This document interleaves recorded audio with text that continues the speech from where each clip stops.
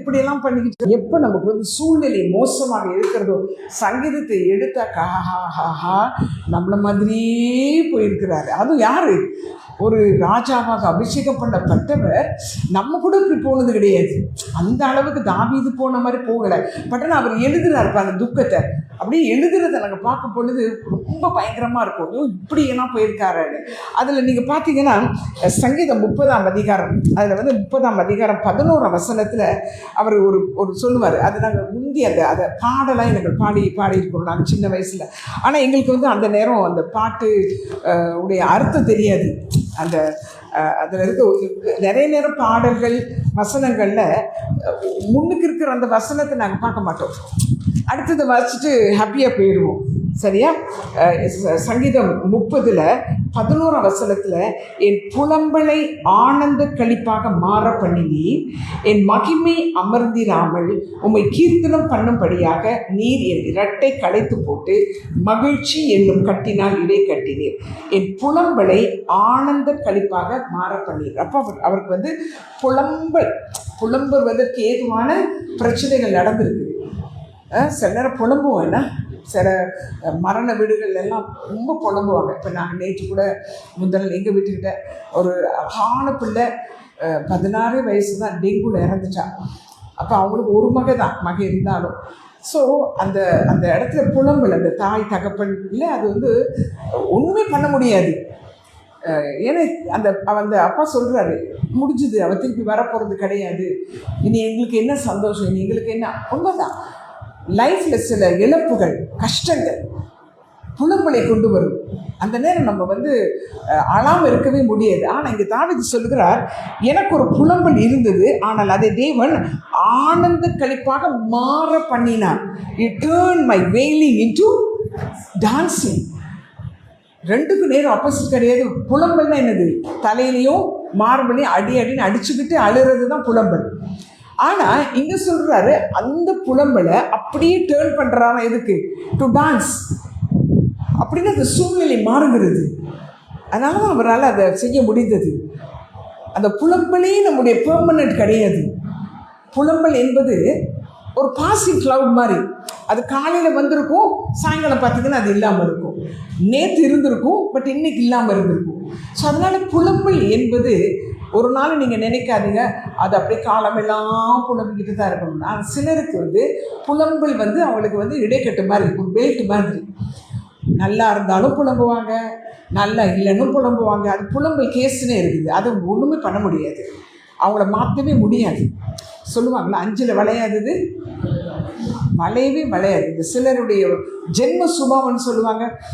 கொஞ்சம் இருந்தால் கூட சந்தோஷப்படலாம் இல்லை, ஆனால் அந்த கொஞ்சம் இருக்கிறது கூட அப்ரிஷியேட் பண்ணாத ஒரு சிலரை நான் லைஃப்பில் பார்த்துருக்கேன். ஏதாவது ஒன்று இருக்குது, சரி ஒரு ஊறுகாய் இருக்குது, தொட்டுட்டு சாப்பிடலாம். எனக்கு நினைவு இருக்குது, அந்த சுட ரைஸில் உப்பு தண்ணி தெளிச்சுட்டு சாப்பிட்டு பாருங்களேன். அது ஒரு 5 ஸ்டார் ஹோட்டலுக்கு போக தேவையில்லை, வெறும் உப்பு தண்ணியே சுட சோறில். அப்புறம் சம்பல், இந்த போன வாரம் நோரையில் சம்பல் வச்சுருந்தாங்க. அப்படியே இந்த வெறும் சம்பல் அப்படி பிசைஞ்சு சாப்பிடும்போது அது ஒரு ருசி தான். ஆனால் என்ன பண்ணுவோன்னா அந்த ருசியை ருசிக்கிறது கிடையாது. அதை வந்து பிசைஞ்சு எனக்கு புலம்பி சாப்பிட்றது. ஏன் அவன் இறைச்சி மீன் சாப்பிட்றான், அவன் இறைச்சி மீனை சாப்பிட்டுட்டு அடுத்த நாள் பார்த்திங்கன்னா அவன் கொலஸ்ட்ரால்லையும் எதுலேயும் இருப்பான். ஸோ அதனால் நம்மளுக்கு முன்பதாக என்ன இருக்குதோ புலம்பவே வேண்டாம், நன்றி சொல்லுவோம். இன்னொன்று என்னென்னா, இருந்தும் சாப்பிட முடியாமல் போகுதில்ல இல்லையா? ஆமாம், எனக்கு உப்புமானா ரொம்ப பிடிச்ச ஒரு சாப்பாடு. 3 வேளை வச்சுக்க, எனக்கு பேக்கில் கூட உப்புமா தான் இருக்குது, கட்டி எடுத்துகிட்டு வந்திருக்கேன்னு பாருங்களேன். ஆனால் எனக்கு காலையில் சாப்பிட முடியாது. ஏன்னா நேற்று நேரம் இனம் புரியாத நேற்று தான் ஒருத்தட்ட சாட்சி சொன்னேன். அப்பா ஒரு 2-3 வருஷமாக எனக்கு வாமிட்டிங்கே வரது கிடையாது, என்ன சாப்பிட்டாலும் செமிச்சனோட நேற்று ஒரு 8 மணிக்கு சொன்னேன். அப்பா அதுவும் அப்பாடா எப்படி எல்லாம் செமிச்சிருதுன்ட்டு வீட்டில் வந்தா ஐயோ 2:30 மணிக்கு ஆரம்பிச்சது பாருங்கள். அப்போ தான் நினச்சேன், எங்கே கேட்டுக்கிட்டு இருந்துச்சதோ தெரியலை நம்ம சொன்னதை. சில நேரங்களில் நம்ம சாட்சி சொல்லுவோம், அந்த சாட்சியை வந்து அதான் அவன் வகை தேடி திரிகிறான் இல்லையா? அப்போ சாட்சி சொல்லும்போது, ஓஹோ உனக்கு 3 வருஷமாக நல்லா இருக்கியோ, இது பாரு உன்னை என்ன பண்ணுறேன். ஸோ நானும் ட்ரை பண்ணி முடியலை. டக்குன்னு நல்ல வேலை கால் பண்ணி வர சொல்லி எனக்கு இப்போ தெரியுது முடியலை, என்ன செய்யறதுன்னு தெரியல. நினச்சி டாக்டர் ஹாஸ்பிட்டலுக்கு மட்டும் போயிடக்கூடாது, போனால் என்னை உள்ளே அமைத்து வச்சுருவாங்க, எப்படியோ எனது இந்த தழும்புகளை சுகமாகி விட்டேன் சொல்லி சொல்லி சொல்லி எப்படியோ முடிய காலம் ஆகும்போது ஒரு சுகமாகி அது பிறகு தான் நினச்சி இல்லை இன்றைக்கி வர முடியுமோ முடியாதோ, நிற்க முடியுமோ, ஏன்னா அவ்வளோ டயர்ட் ஆயிடுச்சு. ஆனாலும் இல்லை, இந்த வசனம் தான் கொடுத்தாரு. இந்த பிரசங்கெல்லாம் ரெடி பண்ணி நல்லா சந்தோஷமாக தான் போய் படுக்கைக்கு போயிட்டு நேரத்தோடு கொஞ்சம் படுக்கணும். எப்போயாவது நேரத்தோடு படுக்கணும்னா நடுவில் ஏதாவது இருக்கும். பட் ஆனாலும் இந்த வசனத்தை நான் நினச்சேன், புலம்பலை ஆனந்த கழிப்பாக மாற பண்ணிட்டார். இப்போ பிசாசை தான் தோற்று போயிட்டான். அது நமக்கு கை மருந்து இருக்கே, டப்புனு சீரகத்தை வரப்போ ஓமத்தை குடிப்போம், என்னத்தையாவது ஒன்று குடிச்சிருவோம்ல. கர்த்தருடைய வார்த்தை நமக்கு இருக்கிறது. புலம்பலை ஆமாம். இப்போ காலையில் இவ்வளோ சிக்காகி படுத்து கிடக்கிறேன். ராணி எனக்கு காலையில் உப்புமா செஞ்சு வச்சுருக்கு, எப்படி இருக்கும்? நான் கேட்டேன், ராத்திரியெல்லாம் வாமிட்டிங் இதாக இருந்தது. சரி பரவாயில்ல கட்டித்தேன், அதை கூட விட மனசில் பாருங்கள், அந்த உப்புமாவை கட்டித்தாங்க, நான் லஞ்சுக்கு சாப்பிட்டுக்கிறேன். ஸோ புலம்பல் வரும், பிரச்சனைகள் வரும், வராமல் இருக்காது. அவர் சொல்கிறாரு, உலகத்திலே உங்களுக்கு உபத்திரவம் உண்டு, ஆனாலும் திடன் கொள்ளுங்கள். அந்த உபத்திரவம் நம்மளை என்ன பண்ணாது, அது பாஸ் ஆகி போய்கிட்டே இருக்கும். எத்தனையோ உபத்திரவங்கள் இல்லையா? இப்போ 2 வீக்ஸ்க்கு முன்னே நான் இருந்த நிலைக்கும் இப்போ நான் இருக்கிற நிலைக்கும் இனி இருக்க போகிற நிலையும் மாறிடும். அந்த துக்கம் மாறிடும். சொல்கிறல, துக்கம் மாறிடும். ஒரு பாட்டு இருக்க, துக்கம் மாறிடும் மாறிடும் வார்த்தை சொல்லும் ஆமாம், ஒரு வார்த்தை போதுங்க. நானும் நீங்களும் பிழைப்பதற்கு, ஜெயிப்பதற்கு, அதனூடாக போவதற்கு ஒரு வார்த்தை சொல்லிட்டா போதும். எனக்கெல்லாம் கடந்த நாட்களில் என்னுடைய சூழ்நிலையில் எனக்கு ஒன்றுமே பண்ண முடியாது. ஏன்னா நினைச்சு பார்க்க முடியாத ஒரு சேலஞ்ச், அது நல்லா தெரியுது. அது தேவன் ஒரு காரியத்தை கொடுத்துட்டாருன்னா அதை பிடுங்க மாட்டார். சிலர் கேட்பார். சண்டே நான் மெசேஜ் கொடுத்த மாதிரி ஆபிரகாமுக்கு அது 8 வயசில் ஒரு குழந்தைய கொடுக்குறாரு. அவனுக்கு எலியேசர் இருக்கிறாரு, அங்கே இஸ்மவேல் இருக்காப்புல, இன்னும் வேலைக்காரர்களே 300 பேர் இருக்கிறாங்க, நல்ல வாலிபர்கள். அதெல்லாம் இருக்கத்தக்கன அவர் யாரை பார்க்குறாரு? இந்த வயசு போன காலத்தில் கொஞ்சிக்கிட்டு இருக்கிறாங்க ஒரு பையனை. ஏன்னா அவன் தான் செல்லப்பிள்ளை, அந்த அம்மாவுக்கும் செல்லப்பிள்ளை, இவருக்கும் செல்லப்பிள்ளை. அந்த செல்லப்பிள்ளை கொஞ்சம் இருக்கிறாங்க. அந்த கொஞ்சினது மேலே அவருக்கு கண்ணு வந்துச்சு. சிலர் ஆண்டவர் அந்த மாதிரி தான், நம்ம யாரை கொஞ்சிறோமோ, எதை கொஞ்சிறோமோ, எது மேல் அதிகமான பற்று வச்சுருக்கிறோமோ அதுதான் அவருக்கும் தேவையாக இருக்கும். பார்த்துக்கலாம், வீடுகளில் நீங்கள் கிஃப்ட் கொண்டே கொடுங்களேன். ஒரே பிள்ளைகள் இருக்கிற வீட்டில் பொம்பளை பிள்ளைகள். இப்போ எனக்கே ரொஷேலுக்கு அலிஷா ஷீமா ஷோனாவுக்கு வாங்குறதா இருந்தால் யோசிப்பேன். ஏன்னா இதை இவனுக்கு கொடுத்தா அதை தான் அவனும் கேட்பான். அது என்ன இதோ முறையோ தெரியாது. அதனால் நான் மாற்றி கொடுப்பேன். மாற்றி கொடுத்த உடனே எனக்கு அதுதான் வேணும்னா டக்குங்க கொடுத்துட்டு சேஞ்ச் பண்ணிடு. இப்போ இது கேட்டக்கூடாது அவங்களுக்கு. எனக்கு தெரியும், இப்போ இவளுக்கு இது ரொம்ப பிடிக்கும், இது இவளுக்கு பிடிக்கும். ஆனால் பிடிச்சா கூட இதை இங்கே கொடுத்தா அதுதான் வேணும்னு நினைப்பேன். அதனால் மாற்றி கொடுத்துடுறது எப்படியும் உங்களுக்கு போய் கரெக்டாக. ஏன்னா அதுதான் மைண்ட்.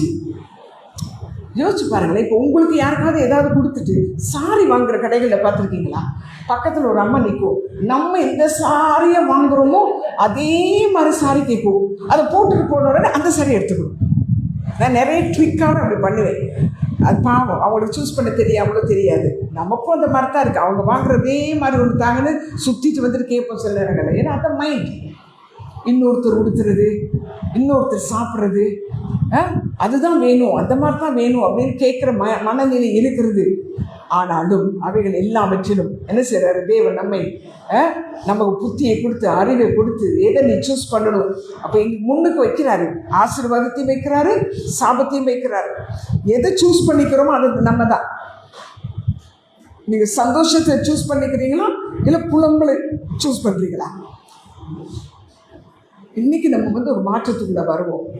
இருக்கும் புலம்புறதுக்குன்னே ஒரு அது நமக்குன்னு தனியாக வரும். ஏன்னா நம்ம புலம்புறோம் இல்லை, அந்த இதுகளெல்லாம் சேர்ப்பாங்க. அந்த உப்பு போடுறதுல பிளாஸ்டிக்கை தனியாக, அப்புறம் என்ன சாப்பாட்டை இது தனியாக அப்படி சேர்க்குறாங்களா, அந்த இதில் தூக்கி போடுறோம்ல. இப்போ நம்ம எங்கேயாவது வெளியில் போனால் கூட பிளாஸ்டிக் தனியாக, பேப்பர் தனியாக, அது தனியாக போடுறோம்ல. அப்போ அந்த பாஸ்கெட்டில் போடுறோம். அது மாதிரி இங்கே பாஸ்கெட் இருக்கும். அப்போ புலம்பல்னால் எல்லோரும் புலம்பலையும் கொண்டாந்து போட்டுருவாங்க. ஏன்னா இங்கே தானே இருக்குது. புரியுதா? நீங்கள் புலம்பலோடு இருந்தீங்கன்னா புலம்பல் கேஸ் அவங்களோட சேரும். ஏன்னா அதுக்கு தெரியும் இது புலம்பல் இருக்கு, இங்கே போய் ஒட்டிக்கலாம். நல்லா சிரிச்சுக்கிட்டு சந்தோஷமாக இருங்க. உங்களோட சேர்றவங்க அப்படி தான் இருப்பாங்க. எத்தனை பேர் அந்த அனுபவத்தில் இருக்கிறீங்க? ஆமாம், பார்த்தா அந்த ஜாலியானவங்க சேர்ந்துக்கிடுவாங்க. இல்லைன்னா அது ஒன்று புலம்புமா, ரெண்டு நாளாகி பேனாகி பேனு பெருச்சாலி ஆகிடும். அப்புறம் எல்லாம் சேர்ந்து கொடைய வேண்டியதுதான்.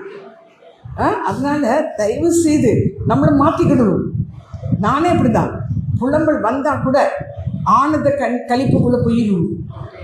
உடனே நாங்கள் மாற்றிக்கொள்ளணும். அவர் சொல்கிறார், புலம்பலை ஆனந்த கழிப்பாக யார் அதை மாற பண்ணுகிறார்? கர்த்தரே அதை மாற்றுகிறார். அப்போ விட்டுற வேண்டியது தானே. இல்லை நான் புலம்பிக்கிட்டே இருந்தால் தான் அது நடக்கும். இல்லவே இல்லைங்க. நம்ம புலம்பு வரையிலும் பிரசனம் இருக்காது. நாங்கள் புலம்பு வரையிலும் விடுதலை வராது. எப்போ நாங்கள் ஆனந்த கழிப்போடு இருக்கிறோமோ வலிக்கும் தான். இப்போ நான் இதில் உட்கார்ந்துருக்க நேரம் கூட யோசிக்கிறேன், எப்படி போய் நின்று நான் பேச போகிறேன். எனக்கு டயம் தான், முடியலை தான். ஆனாலும் நான் நினைச்சு இல்லை, அந்த வார்த்தையை போதிச்சிடணும், சொல்லிடலாம். நீங்கள் பேசுங்கன்னு சொல்லிடலாம். பட் உங்களுக்கு கிடைச்சிருக்கிற ஒரு தருணம், ரைட்? அப்போது அதில் வேற இன்னைக்கு அதே தானே அதாவது புலம்பலை ஆனந்த கழிப்பாக மாற பண்ணுகிறார். ஸோ விசுவாசிப்போம். இப்பொழுது தேவன் என்ன செய்கிறாராம்? புலம்பலை ஆனந்த கழிப்பாக மாற்றி இன்னொன்று என்ன சொல்கிறாரு? ரெட்டை களைத்து போட்டு, சில நேரம் ரெட்டு உடுத்திக்கிடுவோம். இந்த புலம்பல் வந்துட்டாலே ரெட்டு தான். ஓல்ட் டெஸ்ட்மெண்ட்டில் அப்படி தானே இருக்குது. ஒரு அதாவது நாட்டுக்குள்ளே ஏதாவது பிரச்சனை வந்துட்டுதுன்னா, அல்லது ஒரு சாவு வந்துட்டுதுன்னா புலம்புவாங்க. அதுக்கு காசு கொடுத்து வச்சுருக்குறாங்க. அவங்களுக்கு காசெல்லாம் கொடுத்து அவங்க புலம்புவாங்க. ஏன்னா சிலர்லாம் இறந்தால் ஆள் இருக்காது அழுகிறதுக்கு. ஏன்னா அந்த மாதிரி பட்டவங்களாக இருப்பாங்க. ஸோ அவங்களுக்கு ஒரு 7-8 லேடிஸை கொண்டாந்து சொல்லி அந்த அம்மா என்னமோ கூடவே இருந்து அந்த மாதிரி என்ன செய்யும், மூக்கை சீந்தி அழும். நான் பார்த்துருக்கேன். இப்போ கிட்டத்தில் கூட ஒரு சாப்பிட்டுக்கு போகும்போது அந்த அம்மா சப்பளங்காட்டை போட்டு உட்காந்துக்கிட்டு, நான் என்ன இந்த உட்காந்துருக்குன்னா ஒரு 1/2 hour அப்படியே புலம்புது பாருங்க. அது புலம்பிடுமா, அந்த புலம்பல் அப்போ இவங்க புலம்ப குடும்பத்தில் இருந்தவங்க அழுறாங்க. சிலர் அழமாட்டாங்க, பார்த்துருக்கீங்களா? சொந்த தாய் இறந்துருக்கும், மனைவி இறந்துருக்கும், தகப்பன், இப்படி தான் அழாமல் இருக்காங்கன்னு தெரியல. மேபி அவங்களுக்கு உள்ளுக்குள்ள வச்சுருப்பாங்களா அழாமல், எனியா. ஸோ அதே நேரத்தில் இந்த புலம்பலுக்கு உடுப்பு என்னது? ரெட்டு தான் உடுப்பு. அப்போ சிலர் இருக்கிறாங்க ரெட்டையே உடுத்திக்கிட்டு இருப்பாங்க, ஏன்னா அவங்களுக்கு புலம்பல் தான். ஆனால் அவர் என்ன சொல்கிறாருன்னா, ரெட்டை களைத்து போட்டு மகிழ்ச்சி என்னும் கட்டினாள். அது இங்கிலீஷில் நல்லா இருக்கும், கிளாட்னஸ், க்ரௌன் வித் கிளாட்னஸ்ன்னு இருக்கும். அவர் என்ன செய்கிறாரா, இந்த ரெட்டை களைச்சிட்டு என்ன செய்கிறாரா, ஒரு க்ரௌன் மாதிரி வைக்கிறாரா. எது? மகிழ்ச்சி. அப்போ இந்த மகிழ்ச்சிங்கிறது தேவனால் கொடுக்கப்பட்ட ஒன்று. எப்படின்னா சொல்லுவாங்களா, 1 வாங்கினா 2 1 ஃப்ரீ, 2 ஃப்ரீ இருக்குது இல்லையா? அந்த மாதிரி தான் நமக்கு ரட்சிப்பை நாங்கள் பெற்றுக்கொள்ளும் பொழுது, ரட்சிப்பு பெற்றுக்கிட்டோம்னா இந்த ரட்சிப்போடு சேர்ந்து தர்றது தான் என்னது? மகிழ்ச்சி, சந்தோஷம், சமாதானம். இதெல்லாம் ரட்சிப்போடு வர்றது. இப்போ சிலருக்கெல்லாம் மகிழ்ச்சி எப்போ வரும்னா, ஏதாவது ஒன்று கிடைச்சிதுன்னா மகிழ்வோம், ஏதாவது நல்ல பெஸ்ட்டு கிஃப்ட் ஒன்று வந்துருச்சுன்னா மகிழ்வோம். ஆனால் அந்த கிஃப்ட் கொஞ்சம் பழசானோன்னு என்ன ஆயிடும் மகிழ்ச்சி? அதை பார்க்கும்போது ஆனால் கொடுக்கும்போது எப்படி வாங்குவோம்? வாயை பழக்கிற மாதிரி வாங்குவோம். நாளானோன்னு என்ன ஆயிரும்? அப்படி போயிடும். அது இந்த ரட்சிப்பின் மகிழ்ச்சி அப்படி கிடையாது. எந்த சூழ்நிலை இடி விழுற மாதிரி தலையில் மின்னலே அடித்து இடி விழுந்தா கூட என்ன செய்வோம்? மகிழ்ச்சி வேற, சிரிப்பு வேற. சும்மா சிரிச்சுக்கிட்டு இருக்க கிடையாது. மகிழ்ச்சி என்பது ஒரு ஆவி. மகிழ்ச்சியின் ஆவியினால் என்ன செய்வார்? இடை கட்டுவாராம். அப்போ மகிழ்ச்சி இருக்கும் பொழுது அந்த மகிழ்ச்சியோட என்ன செய்யுது? சமாதானம். ஏன்னா சமாதானம் இருக்கும் இடத்தில் தான் பிரசன்னம் இருக்கும். இல்லைன்னா தெய்வ பிரசன்னம் இருக்கா? நீங்கள் நினைக்கலாம் புலம்பி மூக்க சீந்தி அழுது தேவனுடைய சன்னிதானத்தில் புலம்பாதீங்க. ஐயோ ஆண்டவரே பாங்க. ஒரு அம்மா இருந்தாங்க எங்களோட இங்கே. அவங்க உட்கார்ந்தோடனே புலம்புவாங்க. எங்கிருந்து தான் அவங்களுக்கு அப்படி கண்ணீர் வருமோ தெரியாது. நான் அவங்களுக்கு ஜெபம் பண்ண உட்காந்தா நான் பிதாவாகிய தேவனே என்ன பண்ணிட்டு இருக்கேன், ஏன் இப்படி பண்ணிட்டு இருக்கேன், பண்ணுங்களே அப்படி பேசிடுவேன். இவங்க ஐயோ தேவனே அழுவாங்க. ஸோ நான் சொன்னேன், இந்த புலம்புல நிப்பாட்டுங்க. ரொம்ப நாள் ஆச்சு அவங்களுக்கு, வருஷக்கணக்காச்சு அந்த ஏன்னா பழக்கம். ஸோ நம்ம தெய்வ சன்னிதானத்தில் தைரியமாய் வருவதற்கு, ஏன்னா எபிரேயர் 10 என்ன சொல்கிறாரு? அந்த மார்க்கத்தின் வழியாக நாங்கள் எப்படி வரலாமா? தைரியமாக. ஏன்?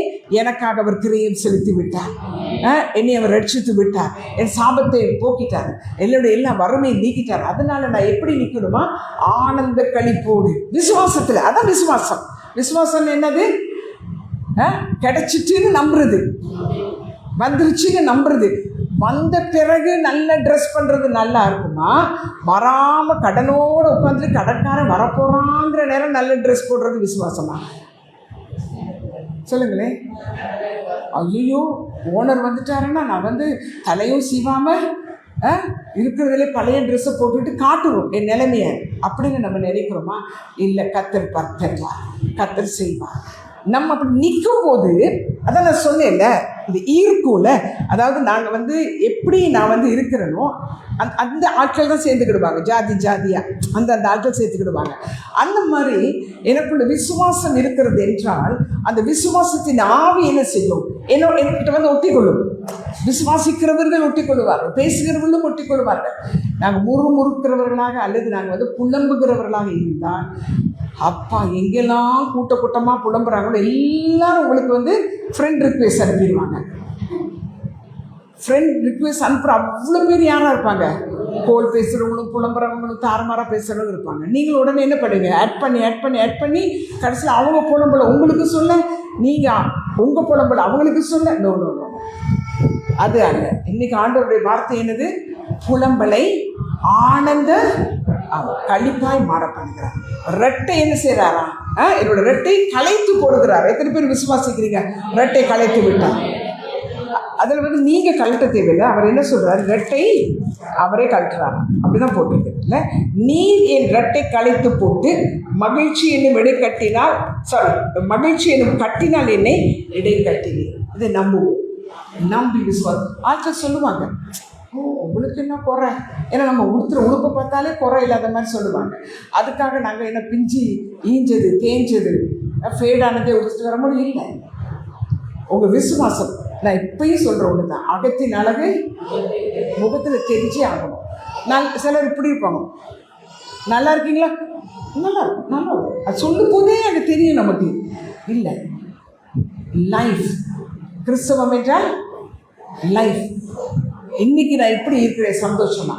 ஆனால் என்னோடய சூழ்நிலை மோசமாக இருக்குது. சூழ்நிலை சாம்பல் தான், சூழ்நிலை ரெட்டு தான்.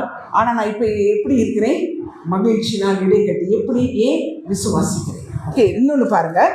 அதில் எஸ்தர் 9ஆம் அதிகாரம் 1ஆம் வசனம். எஸ்தர் 9:1 ஆண்டவர் வந்து ஒரு மேசை, the table were turned, அதாவது காரியம் மாறுதலாய் முடிந்தது. பாருங்கள், அந்த சூழ்நிலை அங்கே வந்து ரொம்ப மோசம். அந்த 1ஆம் அதிகாரத்தில் பார்த்தீங்கன்னா, எஸ்தர் 3ஆம் அதிகாரத்துலலாம் பார்த்தீங்கன்னா, சூசான் அரண்மனையில் அழுக, சூசான் அரண்மனை முழுக்க அங்கே பயங்கரமான துக்கம். ஏன்னா இத்தனாவது மாதத்திலே எத்தனையோ 127 நாடுகளில் இருக்கிற யூதர்கள் ஒரே நாளிலே கொல்லப்பட வேண்டும் என்று சாங்ஷன் ஆயிட்டு. சொல்லல, பேங்க்கில் காசு சாங்ஷன் ஆயிட்டு. அந்த மாதிரி தான் ராஜா முத்திரையை மோதிரத்தில் முத்திரை போட்டு இத்தனாம் தேதி ஒரே நாளில் முழு சந்ததி குடும்பமும் கொல்லப்படணும். இது நல்ல செய்தியா? நல்ல செய்தி இல்லை. அழுன்னு அழுறாங்க. எல்லாம் மார்பில் அடிச்சுக்கிட்டு ஐயோன்னு அழுறாங்க. அதில் ஒருத்தர் மட்டும் கொஞ்சம் திரகாத்திரமாக இருக்கார். யார்? மொர்தெகாய். அவர் என்ன செய்கிறாருன்னா, எஸ்தர்கிட்ட போய் சொல்கிறார், இந்த பாரு இப்படி தான் ஆகிப்போச்சுது, இப்போ நீ தான் போகணும் அப்படின்னா. எஸ்தர் வந்து இப்போ சொல்கிறா, எனக்காக ஜெபம் பண்ணுங்க அப்படின்ட்டு.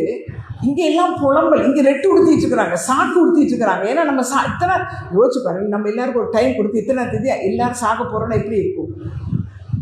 ஒன்றும் கொண்டு போகவும் முடியாது. இருந்தாலும் அள்ளி வச்சுக்கொள்வோம் மடியிலையாவது. போகிற நேரம் கொண்டு போக ஏனாது. நம்ம சம்பாதிச்சு எது கொண்டு போக முடியுமா? முடியாது. அந்த அறிவு வந்துட்டாலே போதும். இப்போ எனக்கு வந்து ஒரு சிறுமியான வாழ்க்கை, அதனால் நீ இந்த வீட்டை விட்டு போகணும் போது அந்த வீடு என்னை ஒட்டிக்கிடுச்சு.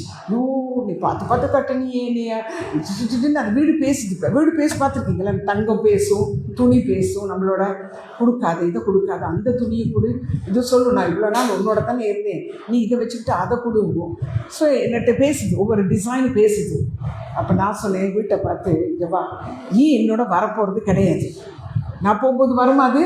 அதனால் நீ ஏன் சந்தோஷத்தை கெடுக்காத, ஏன் சமாதானத்தை நீ கெடுக்காத. ஏன்னா நீ வரமாட்ட, பட் நான் போவேன் ஆண்டவரோட.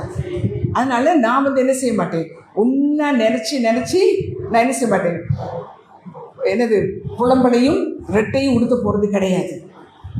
எஸ்தர் என்ன உடுத்திட்டு போனா? இருக்கிற நிலையில் அவள் பரதேசி மாதிரி ஓடி இருக்க வேண்டாம், பஞ்ச பரதேசி மாதிரி புருஷனை தானே பார்க்க போகிறா. ஆனால் என்ன, ராஜவஸ்திரம் தரித்து, ராஜவஸ்திரம் எப்படி இருக்கும் தெரியும்ல, இங்கே எல்லாரும் என்ன உடுத்திட்டு இருக்கிறாங்க, சாக்கு வஸ்திரம், ரெட்டு வஸ்திரம். ஆனால் இவன் எப்படி போறா, செத்தாலும் சாகுறேன், ஆனால் ராஜவஸ்திரம் தரித்து தான் சாக போகிறேன். ஏன்னா அவர் புருஷனை பார்க்கறதுக்கு வேற டைம் கேட்கு. அந்த ஊரில் பாருங்க, அவர் அந்த கோலை நீட்டினா தப்பிச்சா, கோலை நீட்டலைன்னா சாக வரைக்கும் அந்த ராஜாவை பார்க்க முடியாது. இது என்ன சட்டமோ தெரியாது பாருங்க. நல்ல வேளை நம்மளுக்கெல்லாம் அப்படி இல்லைன்னா எப்போ வேணாலும் எந்த நேரத்தினாலும் ஓடலாம், அவர் எங்கே நின்னாலும் ஓடலாம், ரைட். ஸோ அங்கே அவள் ராஜவஸ்திரம் தரித்து போகிறாள். அவளுடைய விசுவாசம் பாருங்கள், நம்பிக்கை பாருங்கள். அதான் ஆபிரகாம் விசுவாசின் தலைவன். அவர் வந்து பழி கேட்டுட்டார் ஈசாக்கை, ஆனால் வீட்டில் சொல்லிட்டு போகிறார், நாங்கள் பழி செலுத்தி திரும்பி வருவோம். வேலைக்காரர்கள்லாம் நடுவில் நிறுத்திடுறாரு. அவங்க சொல்கிறார், நீங்கள் இங்கே இருங்க, நானும் பிள்ளையாண்டான் மட்டும் போயிட்டு திரும்பி வருவோம். அவர் சொல்லலை திரும்பி வருவேன். விசுவாசம் பார்த்தீங்களா, பேசினாரா இல்லையா? சூழ்நிலை இப்படி இருந்துச்சு அவருக்கு. ரெட்டு உடுத்திக்கிட்டு மண் அள்ளி தலையில் போட்டுக்கிட்டு கொடுத்தீரே 90 வயசில் இப்போ கேப்பீர் தெரிஞ்சிருந்தா நான் கேட்டிருக்கவே மாட்டேனே, ஒரு பிள்ளையை பெற்றிருக்கவே மாட்டேனே, அப்படியே போனார். இல்லை, அதுதான் அந்த அந்த விசுவாசத்தையும் அந்த நம்பிக்கையும் ரட்சிப்பின் மூலமாய் தந்திருக்கிறார். எத்தனை பேர் சொல்றீங்க, நான் ரட்சிக்கப்பட்டு விட்டோம் என்றால் அந்த ரட்சிப்போடு இதெல்லாம் இருக்குங்க. நம்ம சில நேரம் நமக்கு தெரியாது, நிறைய நேரம் அந்த காலத்துலலாம் இதை வாங்கினா அது 2 ஃப்ரீங்கிறது தெரியாது, அதை மட்டும் வாங்கிட்டு போயிட்டே இருப்போம். இல்லை இப்போனா தேடி பார்த்து வாசிக்கிறது, இதில் ஏதாவது தர்றானா, பெனிஃபிட்ஸ் இருக்கா, இதில் என்ன தர்றான், இந்த ஷாம்பு வாங்கினா அது தருவானான்னு யோசிச்சு பார்த்து வாங்குறோம்ல. ஸோ தேவன் நமக்கு அதை தந்து விட்டார். ஆனால் எப்பொழுது அது நமக்கு பலிக்கும், எப்போ அது வந்து சாங்ஷன் ஆகும், ஃபங்க்ஷன் ஆகும்னா விசுவாசிக்க பொழுது மட்டும்தான். விசுவாசிச்சா மட்டும்தான், ஜெபிச்சா இல்லை. நம்மளுக்கு 1000 பேர் ஜெபிக்கலாம். ஒருவேளை நீங்கள் நான் ஐயோ ஃபேமிலிக்கு ஊரு சுற்றுற வேலையே தான் இருக்குது, அவங்க ஜெபிக்க மாட்டாங்கன்னு நீங்கள் வேணால் யார்கிட்டையும் சொல்லி ஜெபிக்கலாம், ரைட். இந்த ஜெபத்துக்கு கூட சில பிரச்சனை இருக்குது பாருங்கள். நான் யாராவது உங்களுக்கு ஜெபிச்சாலும் பிரச்சனை, நீங்கள் யாராவது எனக்கு ஜெபம் பண்ணாலும் பிரச்சனை. தப்பி தவிர நீங்கள் தனியாக வந்து உங்களுக்காக ஜெபிக்கணும்னு சொன்னீங்கன்னா நட்டுவாக்காளி மாதிரி 4 பேர் இருப்பாங்க அதை சொல்கிறதுக்கு. அப்போ எவ்வளோ பயங்கரமான காலத்தில் நாங்கள் வாழ்கிறோம் இல்லை. என்ன தான் இருந்தாலும் யார் ஜெபிக்கிறாங்களோ, யார் ஜெபிக்கலையோ, யார் கூட இருக்கிறாங்களோ, யார் கூட இல்லையோ, ரட்சிப்பின் தேவன் நமக்கு துணையாக இருக்கிறார். ஆமென். கர்த்தரே என் துணையாளி. ஆமாம், அவர் துணையாக இருக்கிறார். அந்த நம்பிக்கை அவர் பார்த்து கொள்வார். இந்த பிரச்சனை அவர் பார்த்து கொள்வார், இந்த சிக்கலை பார்த்து கொள்வார். பாருங்கள், அந்த இடத்துல என்ன ஆகுதுன்னா, சூசான் அரண்மனை அழுது புலம்பி கதறி ரெட்டு உடுத்தினவர்கள் காரியம் மாறுதலாய் முடிந்த பிறகு என்ன திரும்ப சொல்லுது, சூசான் அரண்மனை முழுவதும் மகிழ்ச்சி உண்டாயிற்று. ஆமென். ஆனா எதிரிகளுக்கு பயம் உண்டாயிற்றான். எதிரிகள் தான் என்ன செஞ்சாங்க, பயமுறுத்தினார்கள். எதிரி பயமுறுத்தும், கடன் பயமுறுத்தும், பிரச்சனை பயமுறுத்தும், வீட்டில் பிள்ளைகள் ஏதாவது ஒரு தப்பு பண்ணிட்டாங்க பயமுறுத்தும், பிள்ளை ஒழுங்கா மார்க்ஸ் எடுக்கலாம் பயமுறுத்தும், வருமானம் வரவில்லை என்றால் அதை வச்சு பிசினஸ் என்ன செய்வான், பயமுறுத்துவான்.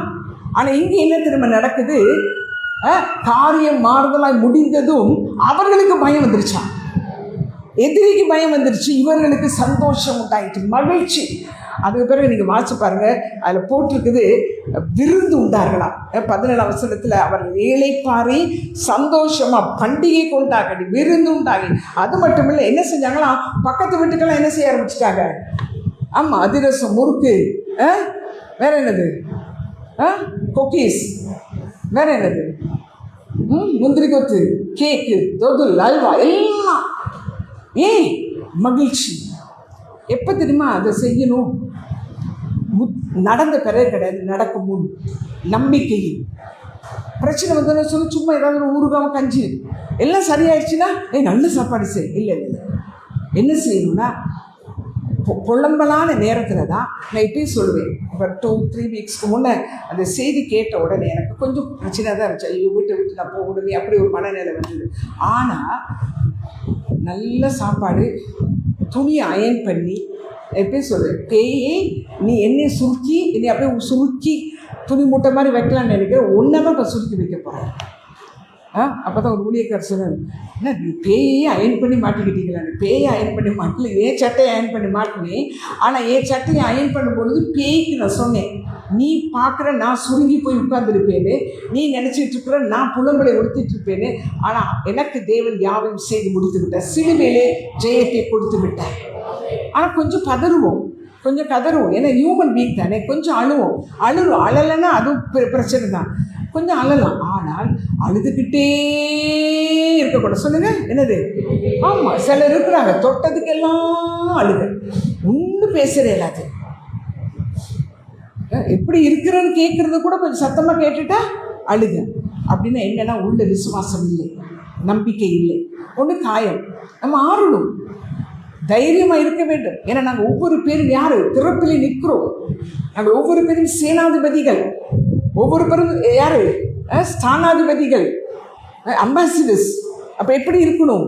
அதனால் தயவுசெய்து காலையில் எழுமணுன்னே புலம்பலை சூஸ் பண்ணாதீங்க, ரெட்டை சூஸ் பண்ணாதீங்க. அப்படி ஃபேடான இருந்துச்சுன்னா தூக்கி போட்டுருங்க. கொஞ்சம் வாங்குறது, அதுக்காக நீங்கள் வயிற்றை உடுத்திக்கிட்டு என்ன பேசுகிறீங்கன்னு சொல்லாதீங்க. இன்றைக்கி ஒரு உடுத்திட்டேன். ஸோ நல்லா, அதாவது உங்கள் விசுவாசம் உங்களுக்குள்ளும் உங்களுடைய செய்கைகளுக்குள்ளும் உங்கள் லைஃப்லேயே அது இருக்கணும். ரைட்? ஓகே, அடுத்ததாக பாருங்கள், கடைசியாக நாங்கள் அதை பார்ப்போம். ஏசாயா 61:3. இந்த ஏசாயா 60, 61 ரொம்ப அழகாக இருக்கும். எப்படின்னா, எப்படி அவர் சூழ்நிலைகளை மாற்றுகிறார். அவர் தான் மாற்றுறாருங்க, நானும் நீங்களும் மாற்றவே முடியாது, அவர் தான் மாற்றுவார். அவர் சொல்லுகிறார் 61:3 சீயோனிலே துயரப்பட்டவர்களை. சியோன் யாரு? நாங்கள் தான் சியோன் குமாரத்திகள், நம்ம தானே சியோன் குமாரத்திகள். நம்மளுக்குள்ளேயே துயரம் இருக்கு, லைஃப் தானே. ஒவ்வொரு நாளும் ஒவ்வொரு காலையிலேருந்து ஈவினிங் வரைக்கும் பொருளாதாரத்தில் சேலஞ்ச் இருக்கும், பிள்ளைங்களோடு பேசுகிறதுல சேலஞ்ச் இருக்கும், வேலையில் எல்லாம் இருக்கும். அவர் சொல்கிறாரு, சீயோனிலே துயரப்பட்டவர்களை சீர்படுத்தவும் அவர்களுக்கு சாம்பலுக்கு பதிலாக. என்னது சாம்பல்? என்னது? ஓல்ட் டெஸ்ட்மெண்ட்டில் நான் சொன்னேன், பிரச்சனை வந்துட்டுன்னா என்ன செய்வாங்க? ரெட்டை உடுத்தி சாம்பல் எடுத்து தலையில் போட்டு விடுவாங்க. ஏன்னா அந்த துக்கத்தை அவங்க காண்பிப்பாங்க, இந்த துக்க வீட்டில் அதை காண்பிப்பாங்க. ஆனால் ஆண்டவர் சொல்கிறாரு, சாம்பலுக்கு பதிலாக என்னத்தை உடுத்துறாராம்? சிங்காரம். சிங்காரம் சொல்லுங்கள். ஆமாம், எனக்கு ரொம்ப அந்த வருது ஆசை. அதனால் என்னுடைய தங்கச்சி பேத்திக்கு நான் அவள் உண்மையான பேர் கூட வாயில் வராது, அவளை கூப்பிடும் போதெல்லாம் சிங்காரின்னு தான் கூப்பிடுவேன். ஸோ நீங்களாம் யார்? சிங்காரி. அந்த சிங்காரம் மாதிரி இருங்க. ஏனென்றால் ஆண்டவர் என்ன சொல்கிறாரு? நான் உங்களுக்கு சிங்காரத்தை உடுத்து வைக்கிறேன். பொய் சொல்கிறாரா? பொய்யா சொல்கிறாரு. இந்த 61ஆம் சங்கீதம், அந்த ஏசாயா 61:3 எத்தனை பேர் சொல்கிறீங்க பொய்? எல்லாம் பொய்.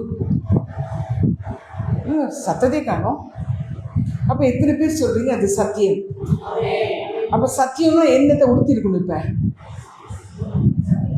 என்ன இருக்கணும்? சட்டை, சிங்காரம். உங்களை பார்த்தாலே சொல்லும், சிங்காரி மாதிரி போகிறா பாரு. எனக்கெல்லாம் நிறைய அந்த மாதிரி பேர் இருக்குது, சிங்காரி போகிறா பாருங்க. சிங்காரி தான். யார் சொல்கிறா? வேதம் சொல்கிறது. அதுக்காக நான் சொல்லலை, இருக்கிற எல்லா ட்ரெஸ்ஸையும் உடுத்திட்டு ரோட்டில் சிங்காரி மாதிரி போங்க. உங்கள் இறுதியும் சிங்காரமாக இருக்கட்டும், உங்கள் சிந்தைகள் சிங்காரமாக இருக்கட்டும், சந்தோஷமாக இருக்கட்டும். அப்போ என்ன சொல்கிறாரு? சாம்பலுக்கு பதிலாக சிங்காரத்தையும், துயரத்துக்கு பதிலாக ஆனந்த தைலத்தையும், ஒடுங்கின ஆவிக்கு பதிலாக துதியின் உடையையும் அவர் என்ன துதியின் உடையும் கொடுக்கும் அவர் என்னை அனுப்பினார். இயேசு கிறிஸ்து ஏன் வந்தார் இந்த பூமிக்கு? இருக்கிறதை கழட்டிட்டு போகிறதுக்கா? 1-2 நட்டு நகை தான் இருந்துச்சுங்க, அதையும் கழட்டிட்டாங்கன்னு சொல்கிறதுக்கா? இல்லை, அதுக்காக அவர் வரவில்லை. எதுக்காக வந்தாரா? எதுக்காக? ஆமாம், நமக்கு திருப்பி கொடுத்துட்டு போகிறதுக்கு தான் வந்திருக்கிறார். பாருங்கள், இன்னொன்று அதே இதில் ஏசாயா 60 பாருங்களேன், 60:17 நான் வெண்கலத்துக்கு பதிலாக பொன்னையும், இரும்புக்கு பதிலாக வெள்ளியையும், மரங்களுக்கு பதிலாக வெண்கலத்தையும், கற்களுக்கு பதிலாக இரும்பையும் வரப்பண்ணி. என்னதான் வரப்பண்ணி? என்ன சொல்லுங்க? வரப்பண்ணி. இந்த நம்ம ஆன்லைனில் ஆர்டர் பண்ணும்போது வரும் பார்த்துருக்கீங்களா? இப்போ ஆன்லைனில் ஆர்டர் பண்ணிட்டோமா? என்னெல்லாம் ஆன்லைனில் ஆர்டர் பண்ணியிருக்கிறோம்? வெண்கலம், சொல்லுங்க. பொன், இரும்பு, வெள்ளி, வெண்கலம். அதுக்கு அப்புறம் என்னது? ஆனந்த களிப்பு. ரெட்டுக்கு பதிலாக இல்லை, அது சிங்காரம் இங்கே இருக்குது. துயரப்பட்டவர்களை சீர்படுத்தும்படி சாம்பலுக்கு பதிலாக சிங்காரம். இப்போ நீங்கள் ஆர்டர் பண்ணும்போது இன்றைக்கி என்ன செய்யுங்க, நான் இதெல்லாம் ஆர்டர் பண்ண போகிறேன், அதெல்லாம் வரும். வரப்பண்ணி ஆர்டர் பண்ண வருது தானே? ஆமாம். ஆனால் எனக்கும் உங்களுக்கும் ஆன்லைன் பேமெண்ட்லாம் கிடையாது, ஆல்ரெடி பெய்ட். இதெல்லாம் பெய்ட். இந்த புஃபேயில் சில நேரம் பாருங்கள், புஃபே போயிருக்கோம்ல, புஃபே சாப்பாடெல்லாம் முன்னே எனக்கு தெரியாது. புஃபேனா அதுக்கு அவ்வளோத்துக்கு பே பண்ணியாச்சுது. அதனால் அங்கே கொஞ்சம் இங்கே கொஞ்சம் அந்த பழக்கம் இருக்கே, பில் வந்துடும்ட்டு கொஞ்சம் கொஞ்சமாக சாப்பிட்டுட்டு வந்துடுறது. பிறகு தான் எனக்கு தெரிய வந்துச்சு, எவ்வளவு சாப்பிட்டாலும் ஒரே பில் தான். அதுக்காக ஓவராக சாப்பிட முடியுமா?